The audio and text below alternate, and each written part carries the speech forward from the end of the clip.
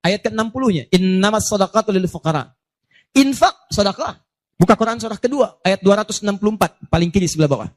Ya ayyuhalladzina amanu la tubtilu shadaqatikum bil manni wal adha. Jangan kalian batalkan sedekah-sedekah kalian dengan perbuatan yang merusak. Apa contohnya? Kalladzi yunfiqu malahu ria'an nas, seperti orang infak yang riya. Jadi infak disebut dengan sedekah. Di semua perbuatan baik kita, salat kah, haji kah, umrah kah, puasa kah, semua namanya sedekah dalam fikih. Nah, sedekah ini kemudian oleh Nabi dibagi kepada dua bagian. Ya. Satu, ada sedekah yang saat dikerjakan itu pahalanya terus ngalir tuh. Terus mengalir. Bahkan dahsyatnya, maaf sekali, orangnya wafat pun tuh pahalanya terus datang sampai dengan kiamat. Di sepanjang di muka bumi ini belum kiamat, maka pahala akan terus datang, ngalir. Dalam bahasa Arab sesuatu yang mengalir disebut dengan jariyah. Maka muncul istilah sedekah jariyah. Sedekah jariyah. Ya, maaf, asalnya bukan amal jariyah, sedekah jariyah. Ya, sedekah jariyah, bukan istilahnya amal jariyah. Sekarang kalau mau nyebut amal jariyah pun dibenarkan. Cuma kalau di Arab, amal jariyah itu begini nih. Ya, kalau di Arab sekarang, antum jalan. Tiba-tiba sedang ada perbaikan, ada lubang. Maka sedang diperbaiki ini, ada tulisan kasih papan, afwan amal jariyah. Maaf, ada pekerjaan jalan mengganggu Anda lewat. Di Arab itu amal jariyah itu pekerjaan sedang berlangsung mengganggu orang lewat. Sekarang begitu. Ya. Makanya kalau ada orang naik ke bis bawa kotak gitu kan, mau minta maaf Pak, amal jariyah, betul, ganggu orang lewat. Ya. Benar secara bahasa, tapi secara makna ini yang paling tepat. Yang kedua, ada yang sifatnya sedekah thabitah. Yang pahalanya berhenti di situ, tetap selesai seketika. Thabitah. Jadi begitu Anda kerjakan, dapat pahala sampai situ aja. Begitu selesai pekerjaan, selesai pahalanya. Thabitah, tetap selesai di situ. Maka kalau kita ingin cerdas, kata para ulama, semua dosa-dosa kita ingin dihapuskan, ditutup. Dihapus. Maka Anda mesti keluarkan apa saja jenis-jenis sedekah jariyah itu. Supaya ketika selesai kita kerjakan, pahalanya tetap mengalir untuk menutup dosa-dosa kita. Maka kita akan fokus kepada amalan-amalan yang ini, yang saat dikerjakan, pahalanya terus mengalir. Tapi jangan lupa, hati-hati, yang ini pun dibagi dua lagi. Awas. Pelan-pelan, jadi kita sepakati kita ambil yang ini satu, untuk malam ini. Yang kedua, yang ini. Ini pun dibagi dua lagi. Ada amalan sedekah thabitah, saat dikerjakan pahalanya datang saat itu. Tapi yang paling menarik, ada nilainya kecil, ada nilainya besar, banyak. Jadi kalau dikerjakan, ada yang nilainya cuma 10 aja. Tapi ketika Anda kerjakan yang kedua ini, ada yang 700, ada yang 70.000, ada yang 700.000, sekali dikerjakan. Sekarang kita akan keluarkan amalan apa saja yang saat dikerjakan itu, pahalanya melewati batas yang standar ini. Jadi saat dikerjakan bukan 10 poinnya, tapi lebih daripada 10. Amalan apa saja itu pada sedekah thabitah, dan amalan apa saja yang jariyah yang kita bisa keluarkan dan menggugurkan dosa-dosa kita. Sepakat sampai sini? Baik. Satu. Kita langsung ke poinnya. Untuk yang sedekah thabitah, amalan standar yang tetap. Yang biasa-biasa, contoh, misal, sholat, begitu dikerjakan sekali, dapat 10. Selesai sholatnya, selesai pahalanya. Jelas? Tapi beda ketika antum mengerjakan sholat berjamaah. Ya. Dia thabitah, tapi pahalanya berlipat. Thabitah, tapi pahalanya berlipat. Baik, saya mau tanya pada antum, sholat sendirian 10, sholat berjamaah berapa? 27. Maka kalau Anda ada ajakan berjamaah, sekalipun misalnya di tempat itu tidak ditemukan masjid, sedang di kantor, ada teman misalnya, alih-alih Anda sholat sendirian dan tidak bisa menemukan masjid, kenapa nggak ajak teman Anda untuk berjamaah? Walaupun cuma 2 orang. Beda pahalanya teman-teman sekalian sampai 17. Yang satu 10, yang satu 27. Karena sholat berjamaah itu hadisnya dibagi 2. Ada hadis yang mengajak ke masjid, ada hadis yang masjidnya nggak ada, cuman bisa berjamaah.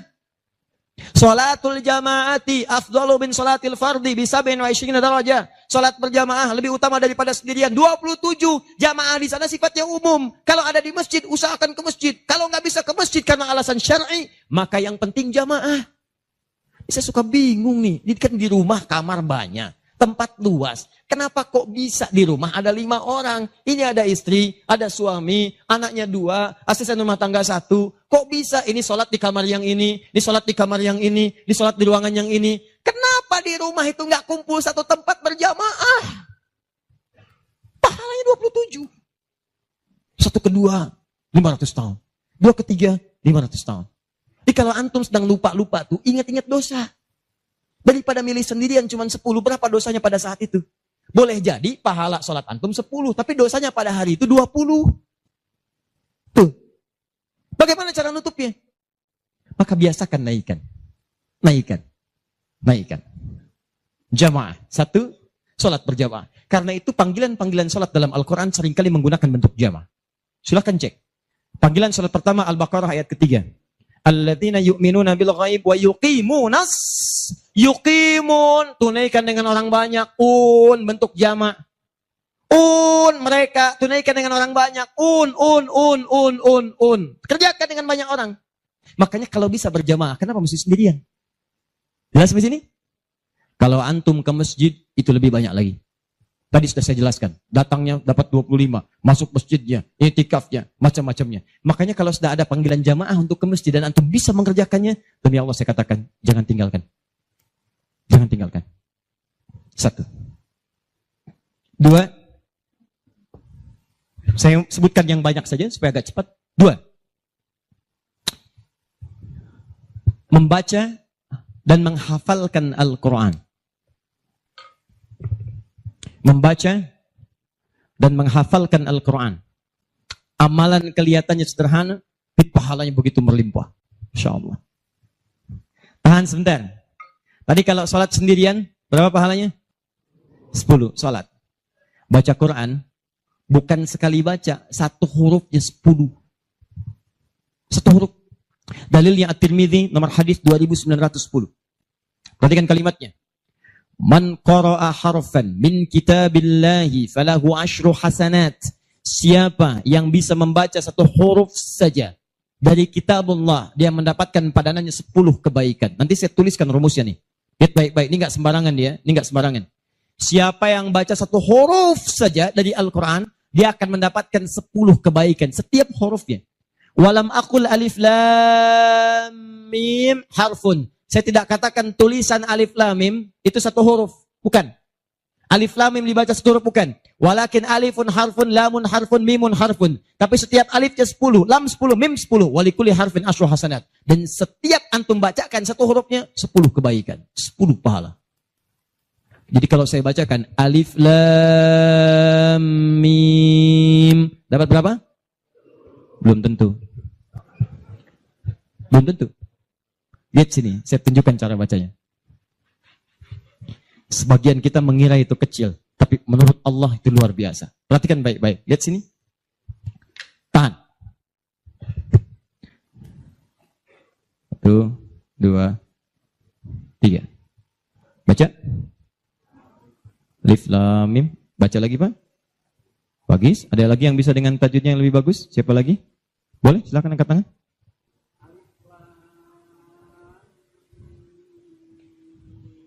Baik sekali. Ada yang lain? Ya.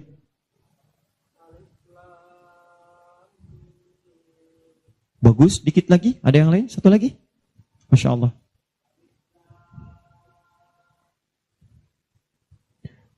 Bagus sekali. Cuman sayang ini bukan alif lam mim, ini alam. Alam nasyrah laka sadrak.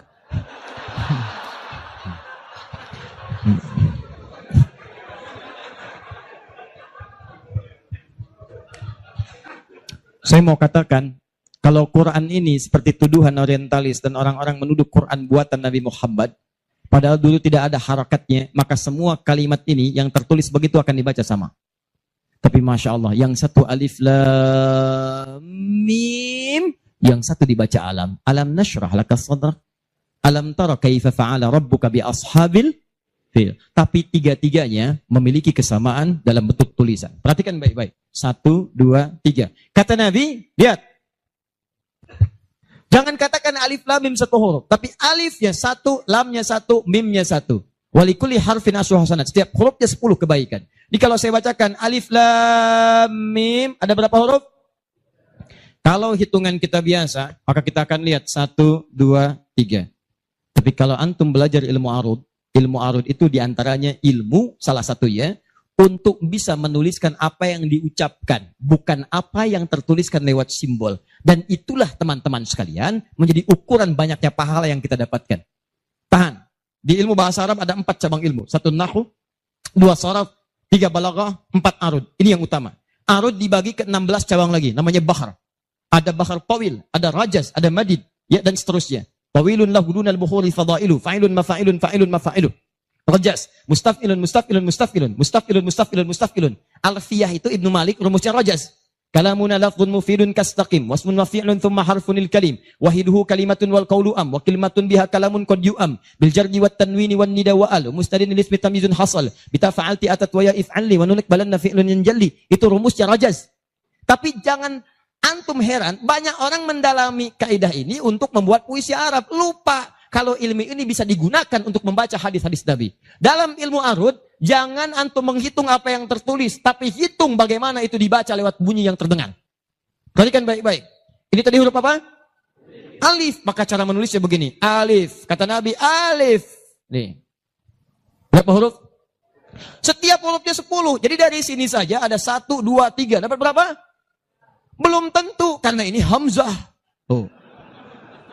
Ha, mim, zal, ta. 1, 2, 3, 4. Jadi dari sini aja ada berapa? Belum tentu kan ini ha tuh. Ha, un 3. Anda yang suka menghitung, maka akan mendapatkan pahala sesuai hitungan. Anda yang berniat ikhlas karena Allah, maka Anda akan mendapatkan lebih daripada apa yang Anda hitung. Rumus ini ditemukan di Quran surah kedua ayat 261. Paling kiri sebelah atas. Tahan. Pelan-pelan. Ini rumus adanya di ayat infak. Tapi cara menerapkannya di semua kategori cara kita beramal. Orang kalau berinfak tahunya dapat 700. Matsalul ladzina yunfiquna amwalahum fi sabilillah kamatsali habba. Orang yang infak di jalan Allah seperti menanam satu benih. Ambatat sab'a sanabil. Satu tumbuh jadi 7 tangkai. 1 kali 7, 7.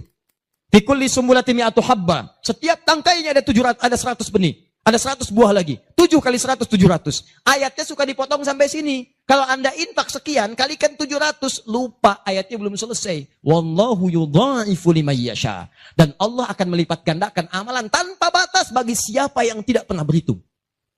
Jadi kalau Anda baca Qur'annya hitung-hitungan, ini dosa hari ini berapa nih dikerjakannya?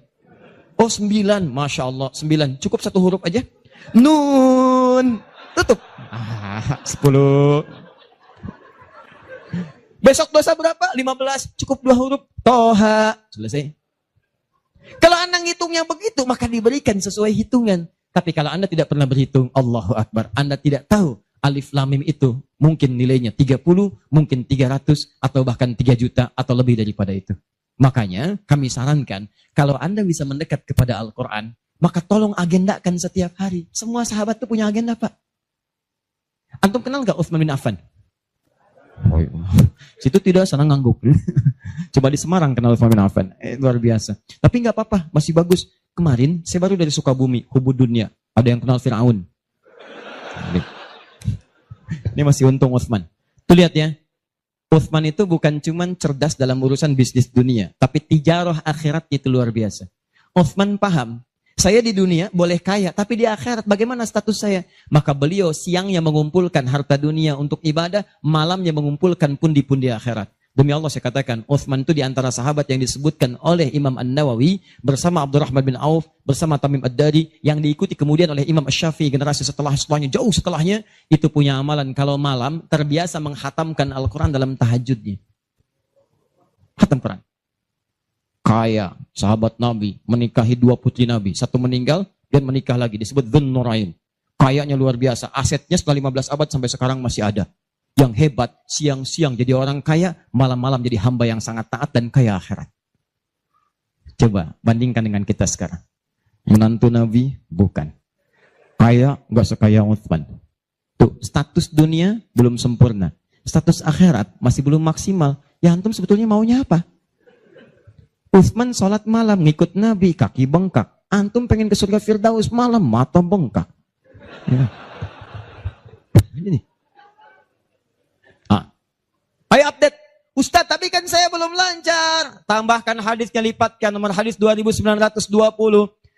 Awas, lihat kalimatnya. Walladzi yatata'ta wa huwa alaihi syaq falahu ajran.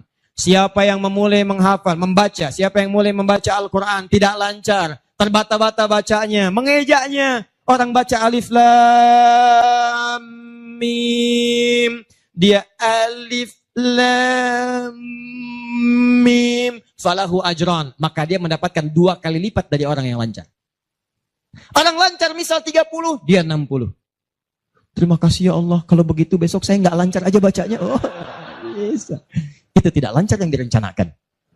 Yang lancar diikuti oleh malaikat ma'asyafaratil kirabil barara. Yang belum lancar diapresiasi karena perjuangan kesungguhannya, bacaannya dapat nilai, perjuangannya mendapatkan nilai di sisi Allah Subhanahu wa ta'ala. Karena itu saya sarankan, maaf, mulai sekarang antum bikin kurikulum. Nih, satu tadi, bikin tabel begini. Nih. Saya katakan pada teman-teman juga yang di Bekasi, yang di Jakarta, ya, saya kasih 2 amalan dulu nih. Mulai sekarang antum bikin begini. Tahan ya teman-teman sekalian, nanti saya sampaikan bagaimana seorang Mu'adz, orang Mesir, baru kecil belum balik sudah menyiapkan amalan ini. Punya program. Nih, harinya, nomor, 1, 2, 3, dan seterusnya. Ini misalnya harinya apa besok. Amalannya apa? Mulai dengan sholat di sini, jamaah. Ini tadi bacaan Al-Quran. Kalau bisa, saya sarankan setiap hari mulai menghafal, walaupun cuma 1 ayat. Usahakan menghafal. Demi Allah saya katakan, pahala menghafal Quran lebih banyak daripada baca. Paling minimal 4 kali lipat. Karena itu ayat menghafal disebutkan 4 kali dibandingkan ayat baca. Silahkan cek Quran surah ke-54. Ayat 17, ayat 22, ayat 32, ayat 40. Saya ulangi. Ayat 17, ayat 22. Ayat 32, ayat 40. Ada? 17, 22, baik. Kemudian 32 dan 40. Kenapa ketawa? Benar kan? 4 ayat 17, ayat 22, kemudian ayat 32 dan 40. 17, 22, 32, 40. Berapa kali disebutkan? Walaqad yassarnal Qur'ana lidzikri. Sungguh telah kami mudahkan Al-Quran untuk dihafalkan, diingat. 4 kali disebutkan. Ya, maka ada yang menyebutkan menghafal Quran itu keutamaannya 4 kali dibandingkan dengan sekedar membaca. Baca. Orang baca itu biasanya cuma sekali. Dzalikal kitabu la raiba fihi hudal lil muttaqin. Sekali. Tapi orang menghafal jangan harap sekali. Dia akan terus mengulang. Dzalikal kitabu la raiba fihi la raiba fihi ذلك الكتاب لا ريب فيه ذلك الكتاب لا ريب فيه هدى للمتقين ذلك الكتاب لا ريب فيه هدى للمتقين ذلك الكتاب لا ريب فيه هدى للمتقين.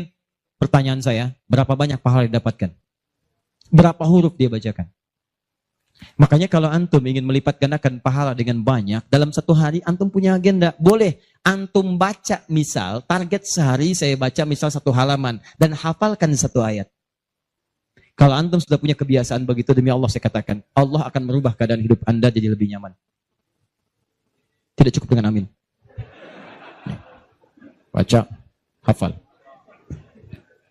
Wah, Masya Allah. Syukur-syukur begitu sedang sholat berjamaah, minta sujud, terus meninggal, gitu kan? Wah, itu paling enak. Mau begitu?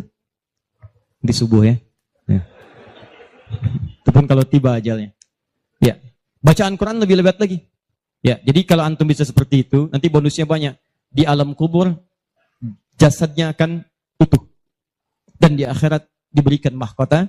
Dan yang ketiga diberikan peluang untuk memberikan syafaat dengan izin Allah dengan Qurannya kepada anggota keluarganya. Ahli Quran itu, kalau dia hafal kemudian Qurannya, benar menghafal Qurannya, maka saat di akhirat akan langsung dimuliakan oleh Allah. Dipakaikan jubah kehormatan dan membimbing, menggandeng bapak ibunya yang saleh yang beriman beserta pasangannya dan keturunannya untuk dibawa masuk ke surga. Itu ada di Quran surah ke-35 ayat ke-33, ditafsirkan dengan Quran surah ke-13 ayat 23 sampai 24 dengan awal kalimat yang sama. Jannatu 'adnin yadkhulunaha. Ada para penghafal Quran masuk surga Aden di Quran surah 35 ayat ke-33. Jadi masuknya dari surga Aden menuju tingkat surga yang paling tinggi. Tertingginya apa? Banyak. Nanti ada dengan para nabi, ada orang yang sesurga dengan para nabi di Quran surah keempat ayat ke-69. Ya. Wa may yuti'illaha wa rasul fa ulaika ma'al ladzina an'ama Allahu 'alaihim minan nabiyyin. Ada orang-orang yang masuk surga, orang taat kepada Allah dan Rasul. Taat sekali. Saat di surganya, semua dengan Nabi. Sesurga bersama semua Nabi. Jadi ada beberapa Nabi, ada semua Nabi. Kalau beberapa Nabi, namanya Anbiya. Makanya di surah Al-Anbiya, surah ke-21, dikisahkan beberapa Nabi. Tapi kalau semua Nabi, itu Nabiyin namanya. Dari Nabi Muhammad SAW sampai Nabi Adam. Ada semua. InsyaAllah. Muhammad SAW bin Abdullah, bin Abdul Muttalib, bin Hashim, bin Abdul Manaf, bin Qusay, bin Murrah, bin Kilab, bin Ka'ab, bin Ghalib, bin Fihir, bin Malik, bin Nadar, bin Kinana, bin Khuzaimah, bin Mudrika, bin Ilyas, bin Nizar, bin Mudar, bin Ma'ad, bin Adnan, bin Adi, bin Adri, bin Muqawwam, bin Nahur, bin Tari, bin Ya'rub, bin Yasub, bin Nabit, bin Ismail AS, bin Ibrahim AS, bin Azara, bin Nahur, bin Abir, bin Kinan, bin Al-Fakhshad, bin Sam, bin Nuh AS, bin Mikhlail, Matusyara, bin Kinan, bin Anwas, bin Tif, bin Adam AS. Kumpul semua. Jauh Nabi Ibrahim ke kanannya dari Sayyidah Sarah, muncul kemudian Ishak, dari Ishak Yakub, dari Yakub turun Yusuf, dari Yusuf terus sampai dengan ke Musa, ke Daud, ke Sulaiman dan seterusnya, muncul sampai ke Nabi Isa. Nabi Isa bapaknya Imran menikah dengan Hannah, samping kirinya kemudian ada Zakaria. Terus itu semua nabi antum bisa lihat. Masya Allah. Akhi, antum di mana? Surga A dengan siapa? Depan saya, Masya Allah, ganteng-ganteng Nabi Yusuf. Dulu teman kita lihat sinetron ganteng-ganteng serigala. Ini Nabi. Oh, kita lihat Nabi Yusuf. Oh. Belakang saya Nabi Ibrahim. Pinggir saya Nabi yang punya tongkat jadi ular. Nabi Musa alaihissalam. Kanan saya Nabi yang sangat saya rindukan. Nabi Muhammad SAW.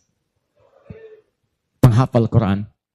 Dia akan masuk, diberikan mahkota. Tafsirnya di At-Tirmidzi nomor hadis 2915. Begitu dia kemudian akan naik, maka Qurannya berkata, Allahumma halli, ya Allah, tolong hiasi dulu tubuhnya. Bedakan dengan yang bukan ahli Quran. Bedakan. Yuhallawna fiha min asawir. Demikian ayat Qurannya. Maka kemudian dia dihiasi dulu. Ada gelang-gelang emas, ada macam-macam. Semua tubuhnya indah. Maka Allah firmankan. Apa kata Allah? Begitu dikatakan, Allahumma halli. Maka kata Allah, pakaikan mahkota kehormatan. Begitu dipakaikan, ya Allah, berikan pula pada fasilitatornya, kedua orang tuanya, sepanjang mereka beriman, maka dipakaikan di atasnya mahkota yang lebih terang daripada sinar masuk mentari yang ke rumah. Ya Allahumma ya Allah, Allahumma halli, ya Allah, tambahkan kepada penghafal, bedakan dengan fasilitator. Fayulbasu ilaihi libasul karamah, maka dipakaikan jubah kehormatan. Begitu dipakai jubah itu, kemudian difirmankan, waqar, fa inna akhira qiraatika akhiru manzilatika. Sekarang kamu masuk ke dalam surga dengan bacaan Quran yang biasa kamu bacakan saat di dunia. Akhir tempat tinggalmu, disitulah ditunjukkan pada akhir bacaan Quranmu. Di begitu dia baca Quran, setiap dia baca, masuk surga. Naik ke tingkat yang paling tinggi. Dan dahsyatnya, saat dia akan masuk surga itu, dia akan menggandeng bapak ibunya, istrinya, keturunannya. Buka Quran surah ke-13, ayat 23 sampai 24. Kalimatnya sama awalnya. Jannatu 'adnin yadkhulunaha. Ada orang-orang masuk surga Aden. Ketika akan masuk, wa man salaha min abaihim, dia gandeng bapak ibunya yang saleh. Wa azwajihim, pasangan-pasangannya. Wa dzurriyyatihim, dan keturunan-keturunannya. Allahu akbar. Di dunia ahli Quran itu, kemuliaan Qurannya akan merembet pada sekitarannya. Silahkan cek kalau nggak percaya. Anda punya anak hafal Quran 5 tahun, bapak ibunya akan ikutan mulia. Musa yang hafal Quran, bapak ibunya dihajikan. Ahmad Kabil yang hafal Quran, ibunya, perawatnya, gurunya, teman-temannya ikut haji semuanya. Nggak percaya silahkan. Demi Allah saya katakan, Quran turun di 1 bulan, bulannya jadi mulia Ramadan. Quran turun di 1 malam, malamnya jadi mulia Lailatul Qadar. Quran turun di 1 hari, harinya jadi mulia hari Jumat. Quran turun di bawah malaikat Jibril, Jibrilnya jadi menjadi mulia, penghulu para malaikat. Quran diturunkan pada Nabi Muhammad, naik status jadi Sayyidul Anbiya wal Mursalin. Quran turun di Mekah, Mekahnya bercahaya. Quran dibawa ke Madinah, Madinah Munawwarah. Demi Allah, Quran tidak pernah singgah dimanapun kecuali orang itu dan tempat sekiranya akan jadi mulia. Kalau di Semarang ini, antum bikin halaqah Quran, di Semarang ada berapa hafid di setiap tempat, demi Allah saya katakan akan terjadi perubahan di tempat itu. Semua akan mulia. Jadi begitu digandeng, bapaknya, ibunya, wa azwajihim, pasangannya, wa dzurriyyatihim, anak-anaknya, cucunya, masuk. Begitu masuk diparadekan, wal malaikatu yadkhuluna alaihim min kulli bab. Semua malaikat menyambut mereka di depan pintu surga, mengatakan salamun alaikum bima sabartum. Selamat, Anda telah sabar saat di dunia, menyiapkan bekal untuk pulang. Sabar menghafal Quran. Itulah yang disiapkan oleh Mu'adz. Anak usia 4 tahun, saat saya berada di Mesir, anak ini masih dini, belum balik. Matanya kata orang buta, tapi hatinya begitu bersih. Dia bilang pada ayahnya, abati yuridul Quran. Pak, saya pengen jadi ahli Quran. Saya pengen menghafal. Kata bapaknya, tempatnya jauh, 20 kilo. Kamu ini punya keterbatasan. Gak apa-apa, saya pengen menghafal. Dia belum cerita kenapa dia mesti menghafal. Begitu bapaknya melihat tekadnya kuat, maka dari motor sederhananya dimodifikasi. Depannya, dashboardnya diperbaiki. Supaya bisa menyimpan catatan Quran. Lembaran-lembaran mushaf. Jadi begitu berangkat, tidak ingin ada waktu yang sia-sia. Di jalan, beliau kemudian di jalan kadang melihat ke bawah. Bacakan Quran, anaknya dengar. Bacakan Quran, anaknya dengar. Begitu sampai di tempat belajar, dia tinggal mendengarkan syekhnya. Perbaiki, baca lagi. Setoran, ulang. Yang paling menarik, setelah berapa lama, anaknya hafal Quran yang tidak melihat diantar hafal Quran, bapak yang mengantar belum hafal. Tapi yang dahsyat, ingat baik-baik. Berlaku hadis Nabi di sini. Siapa yang memfasilitasi pada kebaikan, maka dia mendapat pahala yang sama dengan yang mengerjakan tanpa dikurangi sedikit pun. Itulah hikmahnya dalam ilmu hadis. Kenapa setiap anak ketika meriwayatkan hadis, nama anaknya dihilangkan, nama bapaknya disebutkan. Antum pernah dengar Ibnu Abbas? Nama aslinya Abdullah. Kenapa Abdullahnya dicoret? Disebutkan Abbas bapaknya. Ibnu itu anak laki-laki. Abbas bapaknya. Anaknya Abbas. Ibnu Umar. Nama aslinya Abdullah. Abdullahnya dicoret. Disebutkan bapaknya Umar. Kenapa disebutkan nama orang tua? Nama anaknya dihilangkan. Para pakar hadis itu luar biasa. Untuk menunjukkan bahwa amalan anak ini hasil didikan orang tuanya. Yang begitu diamalkan hadis ini, bukan cuma anaknya, bapaknya pun dapat bagiannya. Abbas itu pengusaha, Abbas itu pedagang, sibuk luar biasa, masih sempat mampir ke majelis Nabi. Cuman nggak selamanya bisa di situ karena ada kesibukan berbisnis. Maka beliau menginvestasikan anak bungsunya, namanya Abdullah kecil, untuk belajar di majelis Nabi. Boleh saya nggak ikutan, tapi anak saya mesti ikut untuk menyampaikan ke keluarga. Maka disimpan di situ.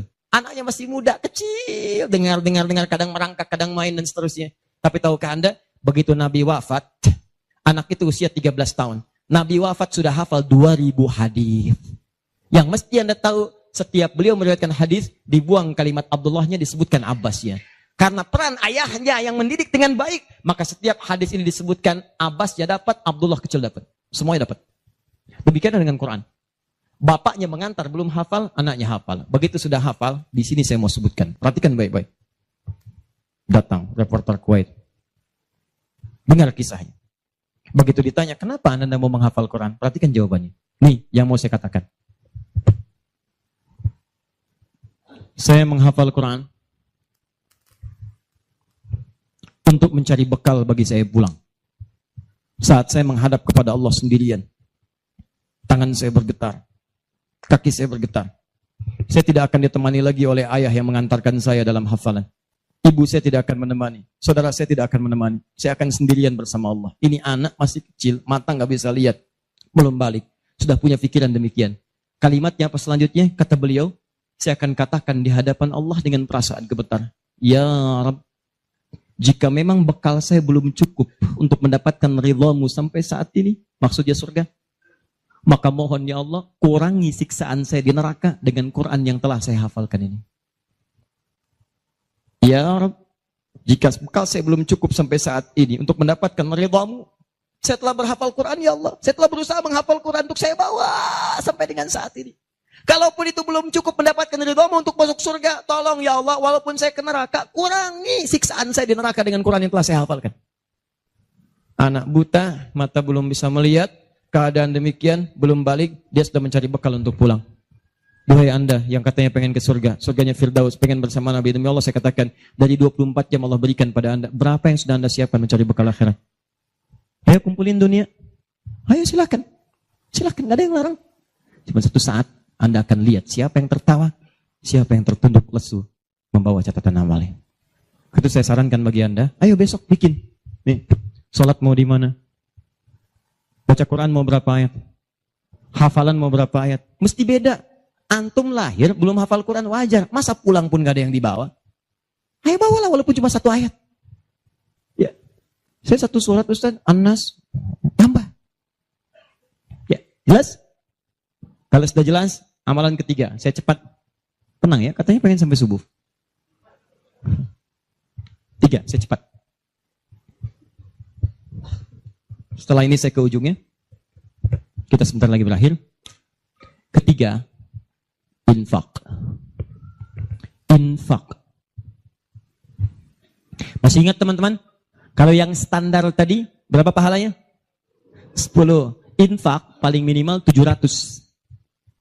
Infak paling minimal 700. Allahu Akbar. Dalilnya Quran surah kedua ayat 261. Paling kiri sebelah atas. Tadi saya bacakan. Mathalul ladzina yunfiquna amwalahum fi sabilillah kamathali habbatin ambatat sab'a sanabil fi kulli sumbulatin mi'atu habba. Wallahu yudha'ifu liman yasha' wallahu wasi'un 'alim. Perumpamaan orang infak di jalan Allah. Infak itu, ini yang perlu saya luruskan. Tidak harus menggunakan uang. Infak itu pemberian bersifat materi. Makanan itu infak. Pakaian itu infak. Buah-buahan itu infak. Silahkan berbagi. Walaupun nggak ada uang, bisa kita gunakan dengan yang lain. Cek, kalau antum main ke Eropa, ada rezeki main misalnya. Main ke Auckland, ke New Zealand. Ya, di situ ada donation itu bukan cuma dengan uang. Food, kadang mereka kasih dengan makanan. Ada yang nyimpen ciki, kotaknya di situ.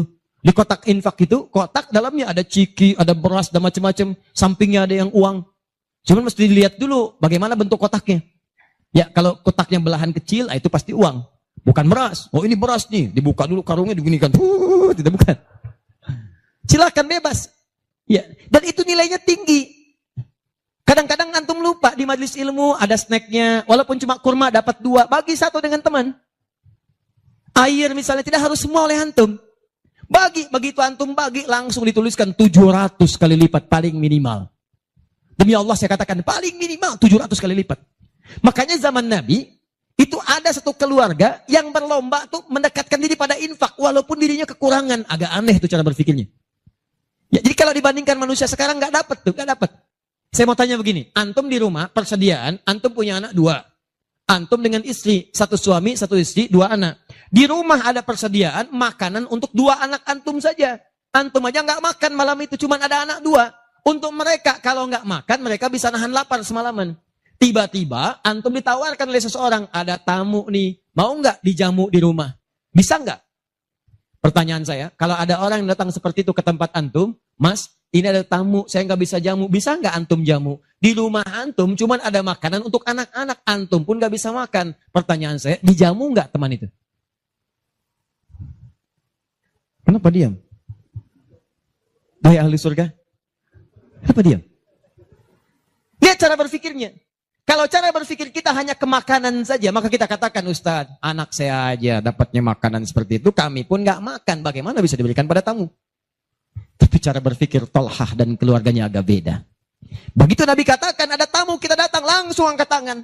Duluan ngangkat, padahal yang lain banyak yang punya banyak makanan. Tapi cara berpikirnya, kapan lagi saya dapat 700 lebih? Kapan lagi saya dapat diangkat langsung tangannya? Ya Rasulullah saya. Sebelum yang lain ngangkat, angkat tangannya. Maka diantar kemudian ke rumahnya. Sampai di rumah, istrinya dikatakan, duhai sayang, ada titipan Rasulullah. Bahasanya bukan ada tamu, ada titipan Rasulullah. Allahu Akbar. Ada titipan Rasulullah. Maka istrinya langsung membaca. 1, ada sedekah yang saat dikerjakan, itu pahalanya terus ngalir tuh. Terus mengalir. Bahkan dahsyatnya, maaf sekali, orangnya wafat pun tuh pahalanya terus datang. Sampai dengan kiamat. Di sepanjang di muka bumi ini belum kiamat, maka pahala akan terus datang. Datang, ngalir. Dalam bahasa Arab sesuatu yang mengalir disebut dengan jariyah. Maka muncul istilah sedekah jariyah. Sedekah jariyah. Ya, maaf, asalnya bukan amal jariyah, sedekah jariyah. Ya, sedekah jariyah, bukan istilahnya amal jariyah. Sekarang kalau mau nyebut amal jariyah pun dibenarkan. Cuma kalau di Arab, amal jariyah itu begini nih. Ya, kalau di Arab sekarang, antum jalan, tiba-tiba sedang ada perbaikan, ada lubang.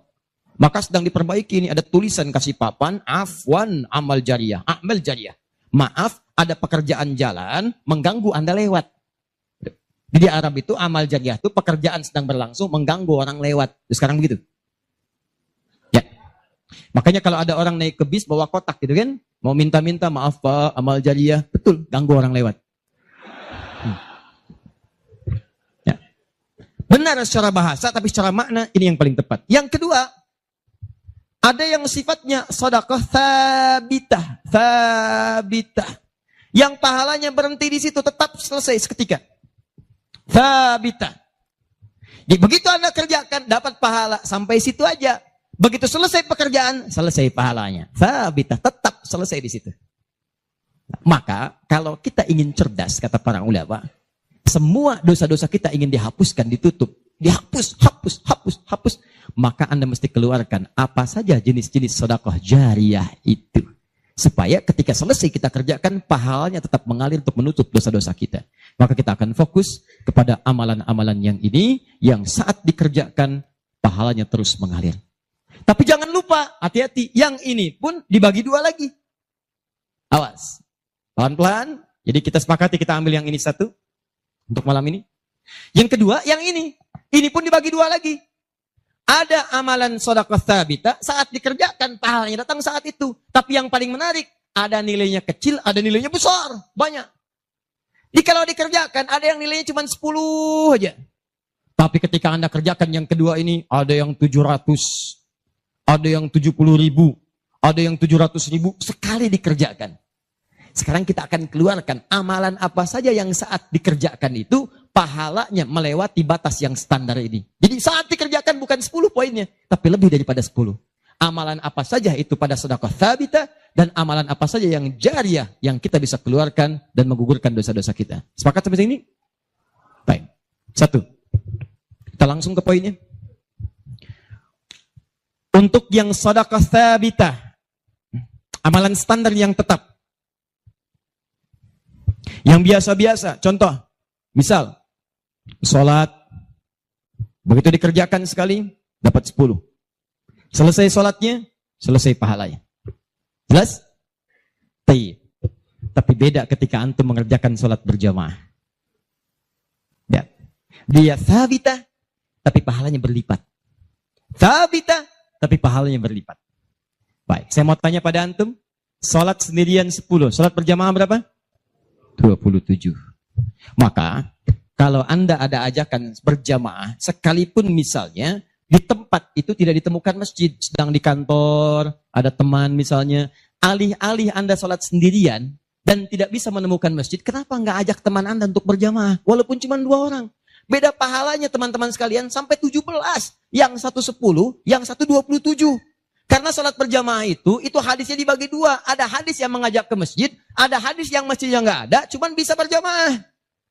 Sholatul jamaati afdalu bin sholatil fardi bisa bin wa isyrina darajah. Sholat berjamaah lebih utama daripada sendirian. 27 jamaah di sana sifatnya umum. Kalau ada di masjid, usahakan ke masjid. Kalau nggak bisa ke masjid karena alasan syar'i, maka yang penting jamaah.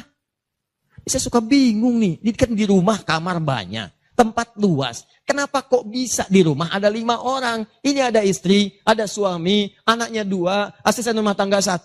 Kok bisa ini sholat di kamar yang ini sholat di kamar yang ini sholat di ruangan yang ini? Kenapa di rumah itu nggak kumpul satu tempat berjamaah? Pahalanya 27. Satu kedua, 500 tahun. 2 ketiga, 500 tahun. Jadi kalau antum sedang lupa-lupa tuh, ingat-ingat dosa. Daripada milih sendirian cuma 10, berapa dosanya pada saat itu? Boleh jadi pahala sholat antum 10, tapi dosanya pada hari itu 20. Tuh. Bagaimana cara nutupnya? Maka biasakan naikkan. Jamaah. 1, sholat berjamaah. Karena itu panggilan-panggilan sholat dalam Al-Quran seringkali menggunakan bentuk jamaah. Silahkan cek.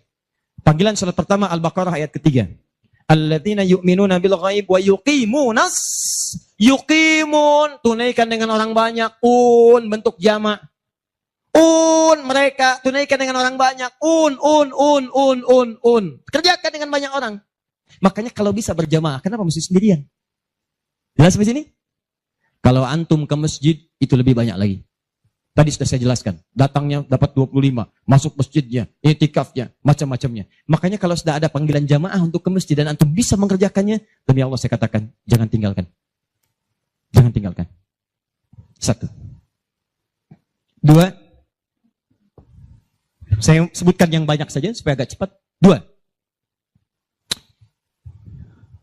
Membaca dan menghafalkan Al-Quran.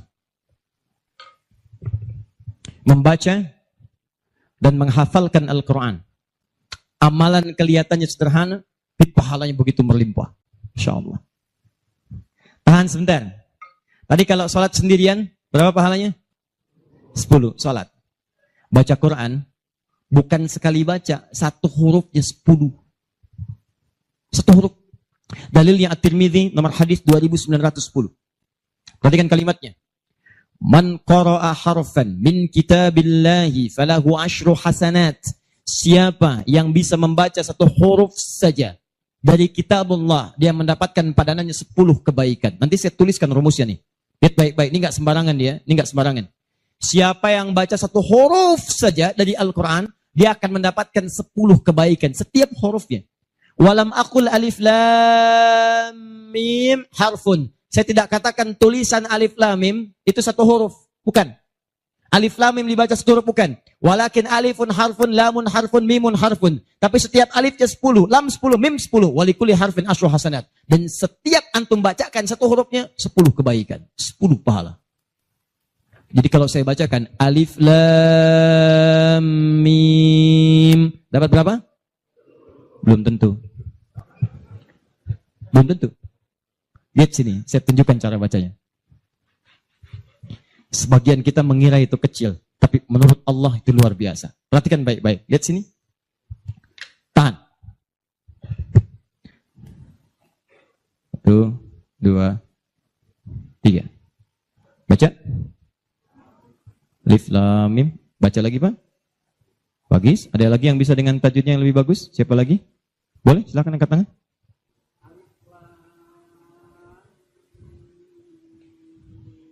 Baik sekali. Ada yang lain? Ya.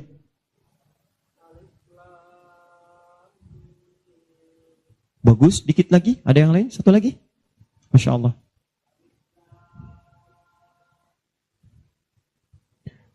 Bagus sekali. Cuman sayang ini bukan alif lam mim. Ini alam. Alam nasyrah laka sadrak.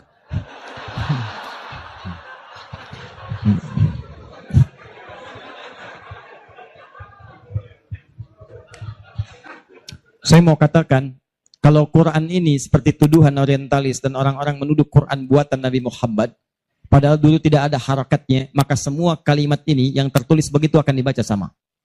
Tapi Masya Allah, yang satu alif lam mim, yang satu dibaca alam. Alam nasyrah laka sadrak. Alam tara kaifa fa'ala rabbuka bi ashabil fil. Tapi tiga-tiganya memiliki kesamaan dalam bentuk tulisan. Perhatikan baik-baik. 1, 2, 3. Kata Nabi, lihat.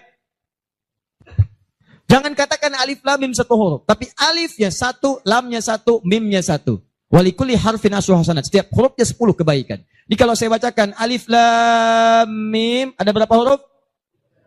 Kalau hitungan kita biasa, maka kita akan lihat 1, 2, 3. Tapi kalau antum belajar ilmu arud itu diantaranya ilmu salah satu ya, untuk bisa menuliskan apa yang diucapkan, bukan apa yang tertuliskan lewat simbol. Dan itulah teman-teman sekalian menjadi ukuran banyaknya pahala yang kita dapatkan. Tahan. Di ilmu bahasa Arab ada 4 cabang ilmu. 1 nahwu, 2 sharaf, 3 balaghah, 4 arud. Ini yang utama. Arud dibagi ke 16 cabang lagi, namanya bahar. Ada bahar tawil, ada rajaz, ada madid, ya, dan seterusnya. Tawilun lahu dunal bukhuri fadailu, fa'ilun mafa'ilun, fa'ilun mafa'ilun. Rajaz, mustaf'ilun, mustaf'ilun, mustaf'ilun, mustaf'ilun, mustaf'ilun, mustaf'ilun. Alfiyah itu Ibnu Malik, rumusnya rajaz. Kalamuna lafdhun mufidun kastaqim, wasmun mafi'lun thumma harfunil kalim, wahiduhu kalimatun wal qawlu am, wa kalimatun biha kalamun qad yu'am, bil jardi wat tanwini wan nida wa al, mustadin lismi tamyizun hasal, bita fa'alti atat wa ya if'alli, wa nulik balanna fi'lun yanjalli. Itu rumusnya rajaz. Tapi jangan antum heran, banyak orang mendalami kaidah ini untuk membuat puisi Arab. Lupa kalau ilmu ini bisa digunakan untuk membaca hadis-hadis Nabi. Dalam ilmu arud, jangan antum menghitung apa yang tertulis, tapi hitung bagaimana itu dibaca lewat bunyi yang terdengar. Perhatikan baik-baik. Ini tadi huruf apa? Alif. Maka cara menulisnya begini. Alif. Kata Nabi, alif. Nih. Berapa huruf? Setiap hurufnya 10. Jadi dari sini saja ada 1, 2, 3. Dapat berapa? Belum tentu. Karena ini hamzah. Oh. Ha, mim, zal, ta. 1, 2, 3, 4. Jadi dari sini aja ada berapa? Belum tentu kan ini ha tuh. Ha, un 3. Anda yang suka menghitung, maka akan mendapatkan pahala sesuai hitungan. Anda yang berniat ikhlas karena Allah, maka Anda akan mendapatkan lebih daripada apa yang Anda hitung. Rumus ini ditemukan di Quran surah kedua ayat 261. Paling kiri sebelah atas.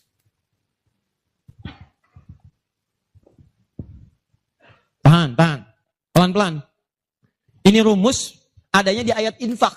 Tapi cara menerapkannya di semua kategori cara kita beramal. Orang kalau berinfak tahunya dapat 700. Matsalul ladzina yunfiquna amwalahum fi sabilillah kamatsali habba. Orang yang infak di jalan Allah seperti menanam satu benih. Ambatat sab'a sanabil. Satu tumbuh jadi 7 tangkai. 1 kali 7, 7.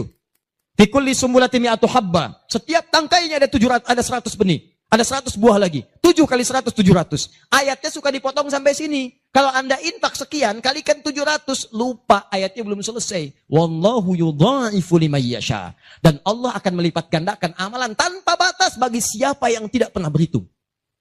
Jadi kalau Anda baca Qurannya hitung-hitungan, ini dosa hari ini berapa nih dikerjakannya? Oh 9, Masya Allah 9. Cukup 1 huruf aja. Nun. Tutup. 10. Besok dosa berapa? 15. Cukup 2 huruf. Toha. Selesai. Kalau Anda ngitungnya begitu, maka diberikan sesuai hitungan. Tapi kalau Anda tidak pernah berhitung, Allahu Akbar. Anda tidak tahu alif lam mim itu mungkin nilainya 30, mungkin 300, atau bahkan 3 juta, atau lebih daripada itu. Makanya kami sarankan, kalau Anda bisa mendekat kepada Al-Quran, maka tolong agendakan setiap hari. Semua sahabat itu punya agenda, Pak. Antum kenal gak Utsman bin Affan? Oh, iya. Situ tidak, sana ngangguk. Coba di Semarang kenal Utsman bin Affan. Luar biasa. Tapi nggak apa-apa, masih bagus. Kemarin saya baru dari Sukabumi, Hubud Dunia. Ada yang kenal Fir'aun. Ini masih untung Utsman. Tuh lihat ya. Utsman itu bukan cuman cerdas dalam urusan bisnis dunia, tapi tijarah akhiratnya itu luar biasa. Utsman paham, saya di dunia boleh kaya, tapi di akhirat bagaimana status saya? Maka beliau siangnya mengumpulkan harta dunia untuk ibadah, malamnya mengumpulkan pundi-pundi akhirat. Demi Allah saya katakan, Utsman itu di antara sahabat yang disebutkan oleh Imam An-Nawawi bersama Abdurrahman bin Auf, bersama Tamim Ad-Dari, yang diikuti kemudian oleh Imam Asy-Syafi'i generasi setelahnya, jauh setelahnya, itu punya amalan kalau malam terbiasa menghatamkan Al-Quran dalam tahajudnya. Khatam Quran. Kaya, sahabat Nabi, menikahi 2 putri Nabi. Satu meninggal, dan menikah lagi. Disebut Dzun Nurain. Kayanya luar biasa. Asetnya setelah 15 abad sampai sekarang masih ada. Yang hebat, siang-siang jadi orang kaya, malam-malam jadi hamba yang sangat taat dan kaya akhirat. Coba, bandingkan dengan kita sekarang. Menantu Nabi, bukan. Kaya, nggak sekaya Utsman. Tuh, status dunia belum sempurna. Status akhirat masih belum maksimal. Ya antum sebetulnya maunya apa? Utsman sholat malam, ngikut Nabi, kaki bengkak. Antum pengen ke surga Firdaus malam, mata bengkak. Ya. Ini. Ayo update. Ustaz, tapi kan saya belum lancar. Tambahkan hadisnya, lipatkan. Nomor hadis 2920. Awas. Lihat kalimatnya. Walladhi yatata'ta wa huwa alaihi syaq. Falahu ajran. Siapa yang memulai menghafal, membaca. Siapa yang mulai membaca Al-Quran. Tidak lancar. Terbata-bata bacanya. Mengejaknya. Orang baca alif lam mim. Dia alif lam mim falahu ajran, maka dia mendapatkan 2 kali lipat dari orang yang lancar. Orang lancar misal 30, dia 60. Terima kasih ya Allah, kalau begitu besok saya nggak lancar aja bacanya. Oh, bisa. Itu tidak lancar yang direncanakan. Yang lancar diikuti oleh malaikat ma'asyafaratil kirabil barara. Yang belum lancar diapresiasi karena perjuangan kesungguhannya. Bacaannya dapat nilai, perjuangannya mendapatkan nilai di sisi Allah Subhanahu wa ta'ala. Karena itu saya sarankan, maaf, mulai sekarang antum bikin kurikulum. Nih, 1 tadi, bikin tabel begini. Nih. Saya katakan pada teman-teman juga yang di Bekasi, yang di Jakarta, ya, saya kasih 2 amalan dulu nih. Mulai sekarang antum bikin begini. Tahan ya, teman-teman sekalian, nanti saya sampaikan bagaimana seorang Mu'adz, orang Mesir, baru kecil belum balik sudah menyiapkan amalan ini. Punya program. Nih. Harinya, nomor. 1, 2, 3, dan seterusnya. Ini misalnya harinya apa besok. Amalannya apa? Mulai dengan sholat di sini. Jamaah. Ini tadi bacaan Al-Quran. Kalau bisa, saya sarankan setiap hari mulai menghafal. Walaupun cuma 1 ayat. Usahakan menghafal. Demi Allah saya katakan, pahala menghafal Quran lebih banyak daripada baca. Paling minimal 4 kali lipat. Karena itu ayat menghafal disebutkan 4 kali dibandingkan ayat baca. Silahkan cek Quran surah ke-54. Ayat 17, ayat 22, ayat 32, ayat 40. Saya ulangi. Ayat 17, ayat 22. Ayat 32, ayat 40. Ada? 17, 22, baik. Kemudian 32 dan 40. Kenapa ketawa? Benar kan? 4 ayat 17, ayat 22, kemudian ayat 32 dan 40. 17, 22, 32, 40. Berapa kali disebutkan? Walaqad yassarnal Qur'ana lidzikri. Sungguh telah kami mudahkan Al-Quran untuk dihafalkan, diingat. 4 kali disebutkan. Ya, maka ada yang menyebutkan menghafal Quran itu keutamaannya 4 kali dibandingkan dengan sekedar membaca. Baca. Orang baca itu biasanya cuma sekali. Dzalikal kitabu la raiba fihi hudal lil muttaqin. Sekali. Tapi orang menghafal jangan harap sekali. Dia akan terus mengulang. Dzalikal kitabu la raiba fihi la raiba fihi. Dzalikal kitabu la raiba fihi dzalikal kitabu la raiba fihi hudan lil muttaqin dzalikal kitabu la raiba fihi hudan lil muttaqin dzalikal kitabu la raiba fihi hudan lil muttaqin. Pertanyaan saya, berapa banyak pahala didapatkan? Berapa huruf dia bacakan? Makanya kalau antum ingin melipat gandakan pahala dengan banyak, dalam satu hari antum punya agenda. Boleh antum baca, misal target sehari saya baca misal 1 halaman dan hafalkan 1 ayat. Kalau antum sudah punya kebiasaan begitu, demi Allah saya katakan, Allah akan merubah keadaan hidup anda jadi lebih nyaman. Tidak cukup dengan amin. Baca, hafal. Wah, Masya Allah. Syukur-syukur begitu sedang sholat berjamaah, minta sujud, terus meninggal, gitu kan? Wah, itu paling enak. Mau begitu? Di subuh ya. Itu pun kalau tiba ajalnya. Ya, bacaan Quran lebih lebat lagi.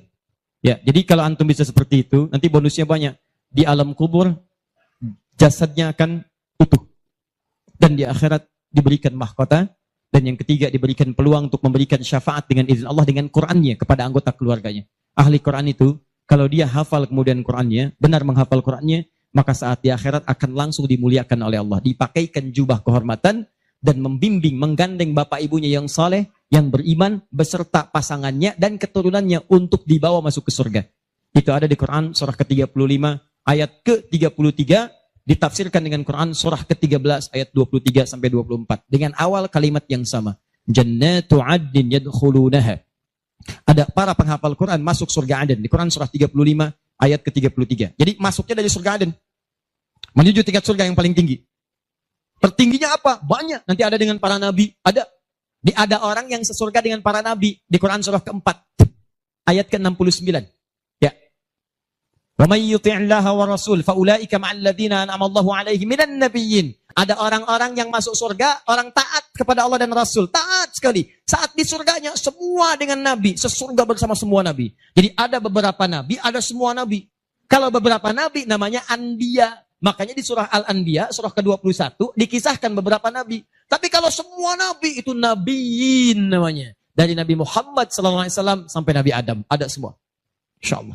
Muhammad SAW bin Abdullah, bin Abdul Muttalib, bin Hashim, bin Abdul Manaf, bin Qusay, bin Murrah, bin Kilab, bin Ka'ab, bin Ghalib, bin Fihir, bin Malik, bin Nadar, bin Kinana, bin Khuzaimah, bin Mudrika, bin Ilyas, bin Nizar, bin Mudar, bin Ma'ad, bin Adnan, bin Adi, bin Adri, bin Muqawwam, bin Nahur, bin Tari, bin Ya'rub, bin Yasub, bin Nabit, bin Ismail AS, bin Ibrahim AS, bin Azara, bin Nahur, bin Abir, bin Kinan, bin Al-Fahsyad, bin Sam, bin Nuh AS, bin Mikhlaim, Matusyara, bin Kinan, bin Anbas, bin Tif, bin Adam AS. Kumpul semua. Jauh Nabi Ibrahim ke kanannya dari Sayyidah Sarah, muncul kemudian Ishak, dari Ishak Yakub, dari Yakub turun Yusuf, dari Yusuf terus sampai dengan ke Musa, ke Daud, ke Sulaiman dan seterusnya, muncul sampai ke Nabi Isa. Nabi Isa bapaknya Imran menikah dengan Hannah, samping kirinya kemudian ada Zakaria. Terus itu semua nabi antum bisa lihat. Masya Allah. Akhi, antum di mana? Surga A. Dengan siapa? Depan saya, Masya Allah, ganteng-ganteng Nabi Yusuf. Dulu teman kita lihat sinetron ganteng-ganteng serigala. Ini Nabi. Oh, Nabi Yusuf. Belakang saya Nabi Ibrahim. Kiri saya Nabi yang punya tongkat jadi ular, Nabi Musa alaihissalam. Kanan saya Nabi yang sangat saya rindukan, Nabi Muhammad sallallahu alaihi wasallam. Penghafal Quran, dia akan masuk, diberikan mahkota. Tafsirnya di At-Tirmidzi nomor hadis 2915. Begitu dia kemudian akan naik, maka Qurannya berkata, Allahumma halli, ya Allah, tolong hiasi dulu tubuhnya. Bedakan dengan yang bukan ahli Quran. Bedakan. Yuhallawna fiha min asawir. Demikian ayat Qurannya. Maka kemudian dia dihiasi dulu. Ada gelang-gelang emas, ada macam-macam. Semua tubuhnya indah. Maka Allah firmankan. Apa kata Allah? Begitu dikatakan, Allahumma halli. Maka kata Allah, pakaikan mahkota kehormatan. Begitu dipakaikan, ya Allah, berikan pula pada fasilitatornya, kedua orang tuanya. Sepanjang mereka beriman, maka dipakaikan di atasnya mahkota yang lebih terang daripada sinar masuk mentari yang ke rumah. Ya Allahumma ya Allah, Allahumma halli, ya Allah, tambahkan kepada penghafal, bedakan dengan fasilitator. Fayulbasu ilaihi libasul karamah, maka dipakaikan jubah kehormatan. Begitu dipakai jubah itu, kemudian difirmankan, waqar, fa inna akhira qiraatika akhiru manzilatika. Sekarang kamu masuk ke dalam surga dengan bacaan Quran yang biasa kamu bacakan saat di dunia. Akhir tempat tinggalmu, disitulah ditunjukkan pada akhir bacaan Quranmu. Di begitu dia baca Quran, setiap dia baca masuk surga, naik ke tingkat yang paling tinggi. Dan dahsyatnya saat dia akan masuk surga itu, dia akan menggandeng bapak ibunya, istrinya, keturunannya. Buka Quran surah ke-13 ayat 23 sampai 24. Kalimatnya sama awalnya, jannatu 'adnin yadkhulunaha. Ada orang-orang masuk surga Aden, ketika akan masuk, wa man salaha min abaihim, dia gandeng bapak ibunya yang saleh. Wa azwajihim, pasangan-pasangannya, wa dzurriyyatihim, dan keturunan-keturunannya. Allahu akbar. Di dunia ahli Quran itu kemuliaan Qurannya akan merembet pada sekitarannya. Silahkan cek kalau nggak percaya. Anda punya anak hafal Quran 5 tahun, bapak ibunya akan ikutan mulia. Musa yang hafal Quran, bapak ibunya dihajikan. Ahmad Kabil yang hafal Quran, ibunya, perawatnya, gurunya, teman-temannya ikut haji semuanya. Nggak percaya silahkan. Demi Allah saya katakan, Quran turun di 1 bulan, bulannya jadi mulia Ramadan. Quran turun di 1 malam, malamnya jadi mulia Lailatul Qadar. Quran turun di 1 hari, harinya jadi mulia hari Jumat. Quran turun di bawah malaikat Jibril, Jibrilnya jadi mulia, penghulu para malaikat. Quran diturunkan pada Nabi Muhammad, naik status jadi Sayyidul Anbiya wal Mursalin. Quran turun di Mekah, Mekahnya bercahaya. Quran dibawa ke Madinah, Madinah Munawwarah. Demi Allah, Quran tidak pernah singgah dimanapun kecuali orang itu dan tempat sekiranya akan jadi mulia. Kalau di Semarang ini, antum bikin halaqah Quran, di Semarang ada berapa hafid di setiap tempat, demi Allah saya katakan akan terjadi perubahan di tempat itu. Semua akan mulia.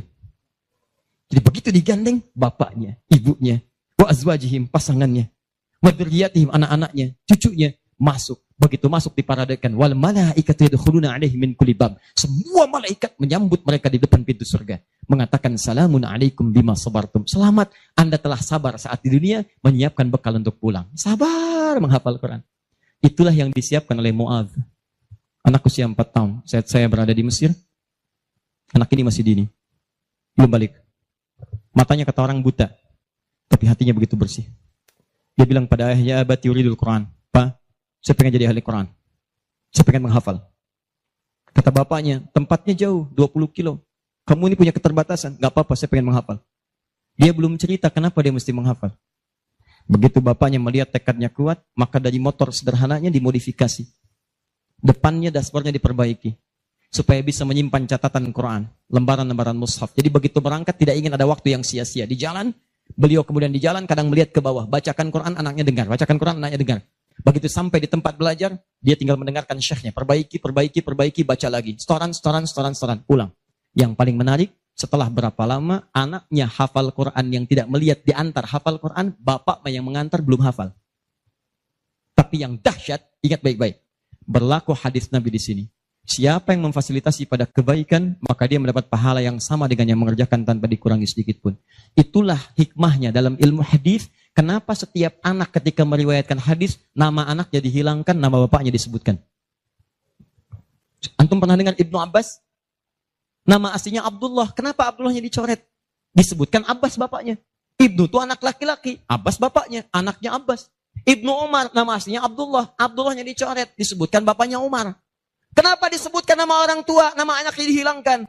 Para pakar hadis itu luar biasa. Untuk menunjukkan bahwa amalan anak ini hasil didikan orang tuanya. Yang begitu diamalkan hadis ini, bukan cuma anaknya, bapaknya pun dapat bagiannya. Abbas itu pengusaha. Abbas tuh pedagang, sibuk luar biasa, masih sempat mampir ke majelis Nabi. Cuman nggak selamanya bisa di situ karena ada kesibukan berbisnis. Maka beliau menginvestasikan anak bungsunya, namanya Abdullah kecil, untuk belajar di majelis Nabi. Boleh saya nggak ikutan, tapi anak saya mesti ikut untuk menyampaikan ke keluarga. Maka disimpan di situ. Anaknya masih muda, kecil, dengar, kadang merangkak, kadang main dan seterusnya. Tapi tahukah Anda, begitu Nabi wafat, anak itu usia 13 tahun. Nabi wafat sudah hafal 2000 hadis. Yang mesti Anda tahu, setiap beliau meriwayatkan hadis, dibuang kalimat Abdullahnya, disebutkan Abbasnya. Karena peran ayahnya yang mendidik dengan baik, maka setiap hadis ini disebutkan Abbasnya dapat, Abdullah kecil dapat. Semuanya dapat. Demikian dengan Quran. Bapaknya mengantar, belum hafal, anaknya hafal. Begitu sudah hafal, di sini saya mau sebutkan. Perhatikan baik-baik. Datang reporter Kuwait. Dengar kisahnya. Begitu ditanya, kenapa Anda mau menghafal Quran? Perhatikan jawabannya. Nih, yang mau saya katakan. Saya menghafal Quran untuk mencari bekal bagi saya pulang. Saat saya menghadap kepada Allah sendirian, tangan saya bergetar, kaki saya bergetar. Saya tidak akan ditemani lagi oleh ayah yang mengantarkan saya dalam hafalan. Ibu saya tidak akan menemani, saudara saya tidak akan menemani. Saya akan sendirian bersama Allah. Ini anak masih kecil, mata nggak bisa lihat, belum balik, sudah punya pikiran demikian. Kalimatnya apa selanjutnya? Kata beliau, saya akan katakan di hadapan Allah dengan perasaan gemetar. Ya Rabb, jika memang bekal saya belum cukup untuk mendapatkan ridhamu sampai saat ini, maksudnya surga, maka mohon ya Allah, kurangi siksaan saya di neraka dengan Quran yang telah saya hafalkan ini. Ya Rabb, jika bekal saya belum cukup sampai saat ini untuk mendapatkan ridhamu, saya telah berhafal Quran ya Allah. Saya telah berusaha menghafal Quran untuk saya bawa sampai dengan saat ini. Kalaupun itu belum cukup mendapatkan ridhamu untuk masuk surga, tolong ya Allah, walaupun saya ke neraka, kurangi siksaan saya di neraka dengan Quran yang telah saya hafalkan. Anak buta, mata belum bisa melihat, keadaan demikian, belum balik, dia sudah mencari bekal untuk pulang. Duhai Anda yang katanya pengen ke surga, surganya Firdaus, pengen bersama Nabi, demi Allah saya katakan, dari 24 jam Allah berikan pada Anda, berapa yang sudah Anda siapkan mencari bekal akhirat? Ayo kumpulin dunia. Ayo silakan. Silakan, gak ada yang larang. Cuma satu saat, Anda akan lihat siapa yang tertawa, siapa yang tertunduk lesu, membawa catatan amalnya. Itu saya sarankan bagi Anda, ayo besok bikin. Nih, sholat mau di mana? Baca Quran mau berapa ayat? Hafalan mau berapa ayat? Mesti beda. Antum lahir, belum hafal Quran wajar. Masa pulang pun gak ada yang dibawa? Ayo bawalah walaupun cuma satu ayat. Ya, saya satu surat Ustaz, An-Nas, tambah. Ya, jelas? Kalau sudah jelas, amalan ketiga, saya cepat. Tenang ya, katanya pengen sampai subuh. 3, saya cepat. Setelah ini saya ke ujungnya. Kita sebentar lagi berakhir. Ketiga, infak. Infak. Masih ingat teman-teman? Kalau yang standar tadi, berapa pahalanya? 10. Infak paling minimal 700. Infak paling minimal 700. Allahu Akbar. Dalilnya Quran surah kedua ayat 261. Paling kiri sebelah atas. Tadi saya bacakan. Mathalul ladzina yunfiquna amwalahum fi sabilillah kamathali habbatin ambatat sab'a sanabil fi kulli sumbulatin mi'atu habba. Wallahu yudha'ifu liman yasha' wallahu wasi'un 'alim. Perumpamaan orang infak di jalan Allah. Infak itu, ini yang perlu saya luruskan. Tidak harus menggunakan uang. Infak itu pemberian bersifat materi. Makanan itu infak. Pakaian itu infak. Buah-buahan itu infak. Silahkan berbagi. Walaupun gak ada uang, bisa kita gunakan dengan yang lain. Cek, kalau antum main ke Eropa, ada rezeki main misalnya. Main ke Auckland, ke New Zealand.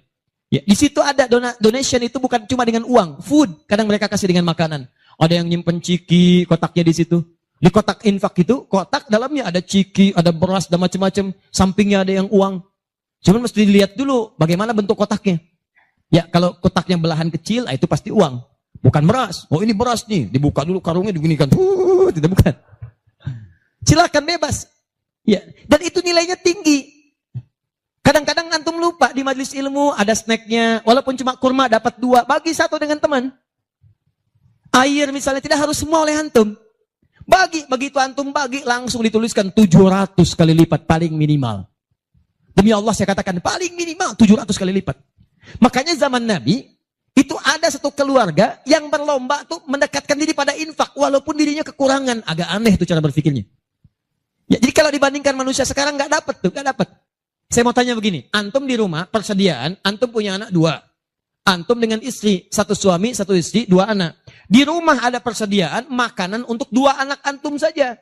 Antum aja nggak makan malam itu, cuma ada anak 2. Untuk mereka, kalau nggak makan, mereka bisa nahan lapar semalaman. Tiba-tiba, antum ditawarkan oleh seseorang, ada tamu nih, mau nggak dijamu di rumah? Bisa nggak? Pertanyaan saya, kalau ada orang yang datang seperti itu ke tempat antum, Mas, ini ada tamu, saya nggak bisa jamu, bisa nggak antum jamu? Di rumah antum cuma ada makanan untuk anak-anak, antum pun nggak bisa makan. Pertanyaan saya, dijamu nggak teman itu? Kenapa diam? Hai ahli surga, kenapa diam? Lihat cara berpikirnya. Kalau cara berpikir kita hanya ke makanan saja, maka kita katakan, Ustaz, anak saya aja dapatnya makanan seperti itu, kami pun nggak makan. Bagaimana bisa diberikan pada tamu? Tapi cara berpikir Tolhah dan keluarganya agak beda. Begitu Nabi katakan, ada tamu, kita datang, langsung angkat tangan. Duluan ngangkat, padahal yang lain banyak yang punya banyak makanan. Tapi cara berpikirnya, kapan lagi saya dapat 700 lebih? Kapan lagi saya dapat diangkat langsung tangannya? Ya Rasulullah saya. Sebelum yang lain ngangkat, angkat tangannya. Maka diantar kemudian ke rumahnya. Sampai di rumah, istrinya dikatakan, duhai sayang, ada titipan Rasulullah. Bahasanya bukan ada tamu, ada titipan Rasulullah. Allahu Akbar. Ada titipan Rasulullah. Maka istrinya langsung membaca, saya